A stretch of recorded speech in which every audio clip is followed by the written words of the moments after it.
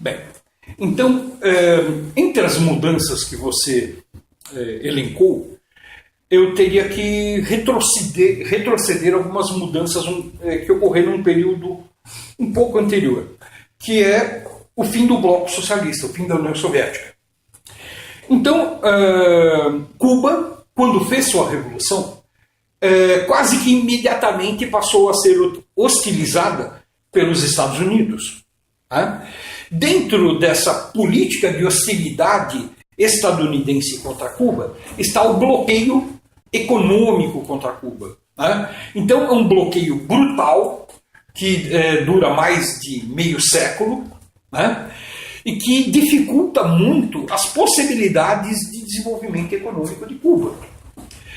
Esse bloqueio, durante muitas décadas, foi minorado a situação foi minorada, pela existência do bloco socialista. Então, os produtos que Cuba antes exportava para os Estados Unidos passaram a ser exportados para a União Soviética e outros países do bloco, e as mercadorias que eram necessariamente importadas vinham também da União Soviética e de outros países do bloco socialista. Entretanto, no início dos anos 90, a União Soviética desaparece e esse bloco socialista deixa de existir. E Cuba mergulha num período de crise econômica sem precedentes, um período que ficou conhecido em Cuba como o período especial. No período inicial, no período especial, a coisa foi tão difícil que, por exemplo, havia racionamento de energia, porque em Cuba não há usinas hidrelétricas, Cuba praticamente não tem rio. E toda energia elétrica é termoelétrica que necessita de petróleo. O petróleo soviético deixando de vir para Cuba, começa a haver escassez de energia elétrica. Houve período em que havia energia elétrica durante 3 horas no dia. O período especial foi tão duro que foi um período que os cubanos chegaram a passar fome. Eu me lembro, eu estive lá em 96, eu conversando com um professor da Universidade de Oriente, em Santiago de Cuba, ele usou a seguinte figura de expressão. Lá por 93 a água estava por aqui. Em 96, que a situação já estava bem melhor, a água estava por aqui. Mas havia a ideia e a concepção de que a situação estava difícil, mas que ela ia melhorar, e se melhorasse, iria melhorar para todos. Porque lá é uma sociedade justa e igualitária. Diferente do Brasil, que quando está em período de expansão econômica, a burguesia se apropria dos lucros, e quando há recessão econômica, os trabalhadores se apropriam dos prejuízos. São cortes de direitos, etc. Então, em Cuba, e a partir dos anos 90, a reestruturação econômica de Cuba ela passa pela incorporação do turismo enquanto atividade econômica principal, e o que traz uma série de problemas, tal, mas era uma forma de Cuba sobreviver de uma situação desesperadora. E hoje, Cuba, você tem grandes avanços relacionados ao bem mais precioso que Cuba possui, que é a sua própria população. Você tem uma população em Cuba com altos índices educacionais, um número muito grande de trabalhadores cubanos com mestrado, com doutorado, produzindo ciência, e provavelmente Cuba tornar-se-á uma espécie de tecnoília, se destacando nas áreas científicas, patentes, mas também exportação de serviços médicos, educacionais, o que já está começando a fazer. Né? Então eu acho que a grande riqueza de Cuba não é necessariamente uma riqueza material, mineral, né? Não são os recursos naturais de Cuba que são os grandes recursos econômicos de Cuba, mas a sua população que tem um índice educacional muito acima de qualquer outro país do mundo. Né? Bem, Fidel faleceu recentemente, né? Isso daí era algo esperado, né? Porque faz parte da vida, a morte faz parte da vida. É uma questão de natureza biológica. Fidel viveu muito, né? Sobreviveu a 637 tentativas de assassinato organizados pela CIA, isso até 2001. Não, até 2003. A CIA reconhece 637 planos ou tentativas de assassinato de Fidel. Então, eu acho que o Fidel ter chegado à avançada idade que ele chegou foi uma façanha. Né? E a morte era uma coisa natural. Agora, eu primeiro vou usar uma figura de linguagem. O Fidel, ele é muito importante, mas não foi Fidel que fez a Revolução. Foi a Revolução que fez Fidel. Fidel ele é a representação da liderança política de um povo que fez a Revolução. No fundo, quem fez a Revolução foi o povo. Fidel apenas a liderou. Ou liderou o povo cubano. Né?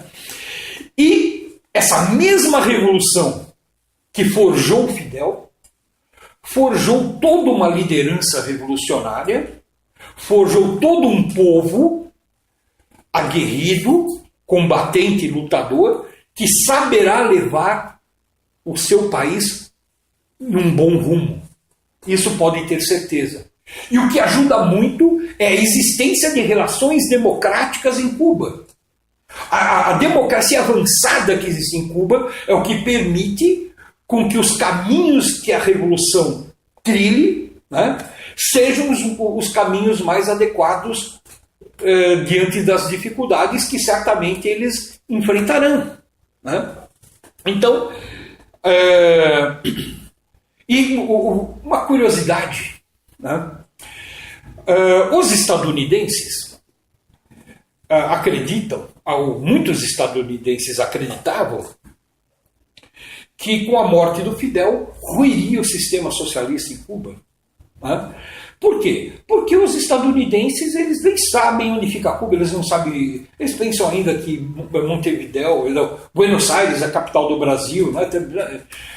Ser estadunidense, o adjetivo estadunidense, né, é quase que um sinônimo de burrice, uma coisa estúpida. Né? Eles não compreendem o caráter da Revolução Cubana. Né?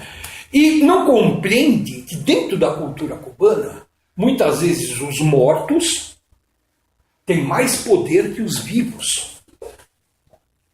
Por exemplo, em Cuba tem uma larga tradição de eventos políticos realizados onde? Em cemitérios. Por exemplo, em 61, quando Fidel define e classifica a Revolução Cubana como uma revolução socialista, foi num cemitério, durante o enterro das vítimas dos ataques aéreos que antecederam a fracassada tentativa de invasão em Playa Girón. José Martí, que é o grande herói cubano, ele é exemplo para tudo em Cuba. Houve, por exemplo, tem um caso anedótico, que em Cuba nunca foi um país que é o exemplo dos bens de consumo. Né? A população cubana vive bem, mas que não é o paraíso. Cuba não é o paraíso dos bens de consumo. Então teve uma época que teve uma produção um pouco maior de pepinos. Né? E sempre escassez de outros produtos. Daí o Fidel faz uma declaração. Porque José Martí Gostava muito de pepino, para incentivar os cubanos a consumirem pepino, etc. Tal. Então é o seguinte, a ideia e o ideário de José Martí, ele é fundamental para a própria identidade cubana.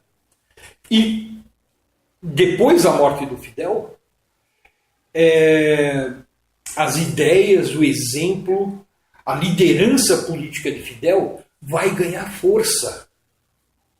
Mesmo que o Fidel não queira, não quisesse isso em vida, Fidel sempre trabalhou no sentido de podar qualquer culto à personalidade, principalmente das pessoas vivas. Apesar disso, não tem como. Fidel vai se tornar o grande, assim como José Martí, Fidel vai se tornar o grande ícone da Revolução Cubana, ou do povo cubano, ou da história de Cuba. O futuro de Cuba não vai poder romper com esse passado da qual Fidel Castro é o grande exemplo. Digamos assim, qualquer governo que estiver no poder em Cuba, a sua legitimidade vai estar calcada na memória do líder máximo da Revolução, Fidel Castro, e na memória do líder máximo da guerra de independência, do processo de independência, que é José Martí. José Martí e Fidel se tornarão os guias do povo cubano. Por isso que eu brinco, né? Em Cuba, muitas vezes os mortos têm mais poder político do que os vivos. Então, se eu tenho uma posição otimista em relação a alguma coisa, é em relação a Cuba. O mundo pode cair na desgraça do fascismo, como está acontecendo no Brasil, mas Cuba se manterá de pé.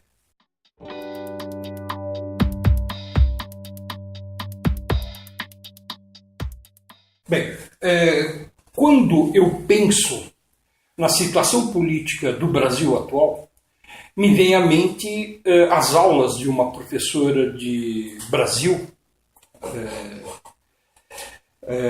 na USP, na minha época de graduação, que era Helena Blege, ou Helena Blay, né? Eu lembro de uma aula, isso daí, 88, por aí. A ditadura tinha acabado há pouco tempo, e havia sempre o risco do retorno da ditadura, do retrocesso democrático e tal. E essa professora, numa aula, ela fez a seguinte observação, que no Brasil a democracia é um intervalo entre uma e outra ditadura. Portanto, aproveitem. Mas o meu passaporte está na gaveta. Né? Então, tendo essas palavras dessa professora, né, muito competente, por sinal, infelizmente já falecida, as palavras da professora Ilana, eu concordo com ela. A democracia no Brasil sempre foi um intervalo entre uma e outra ditadura. E mesmo quando é democracia, é uma democracia a conta-gotas. Né? A sociedade brasileira é uma sociedade extremamente autoritária, né? Que de vez em quando faz algumas concessões democráticas que permitem alguns avanços sociais e trabalhistas, etc. Mas os limites estão colocados. A todo momento, a classe dominante brasileira, que tem uma mentalidade e uma formação a partir de uma sociedade escravocrata, a todo momento ela recorre aos golpes militares, aos golpes militares ou não militares, aos golpes de Estado, para atacar os direitos dos trabalhadores. Né? No caso do momento atual, nós tivemos mais um golpe, né, que pôs fim a um período bastante longo de normalidade democrática, que em tese viria desde o início da nova república, com o governo Sarney, que não era tão democrático assim, mas Ainda era melhor do que o governo anterior, que era um general no poder, né? E de 85 até 2016. E agora um novo regime de exceção. Uma coisa que o pessoal não está se tocando, e é uma coisa gravíssima, né? É que hoje uma pessoa pode ser condenada sem provas. Ou seja, a qualquer momento alguém pode acusá-lo de ter afundado o Titanic e afirmar com a maior cara de pau: eu não tenho provas, mas tenho convicção que você afundou o Titanic. E te condenar. Né? E o que é pior, isso daí já acontecia antes mesmo do golpe de 2016. O Zé Dirceu foi condenado sem provas pelo Supremo. E a ministra do Supremo que o condenou disse claramente que iria condenar o Zé Dirceu sem provas, porque a literatura jurídica assim permitia. E essa pessoa não está presa. Ou seja, essa ministra cometeu um crime político, um crime contra a ordem política. Como é que se condena alguém sem provas? Isso daí é básico. Resumindo, nós estamos vivendo um regime que é uma ditadura, isso daí ninguém pode negar, e o que marca principalmente essa ditadura atual é a ação do judiciário, né? A ação do judiciário que transformou o Brasil num estado de exceção, com um objetivo muito claro: eliminar o direito dos trabalhadores. Esse pessoal que está no poder, a atual ditadura, está no poder para acabar com o direito dos trabalhadores, distribuir as benesses para o grande capital e para o imperialismo, né? Para entregar o pré-sal, acabar com o programa nuclear brasileiro, como o Moro conseguiu, e assim por diante. E nós, trabalhadores, temos que fazer o quê? Nos organizar para defender os nossos direitos, para defender o nosso país dos entreguistas que estão entregando as riquezas do Brasil para o imperialismo estadunidense.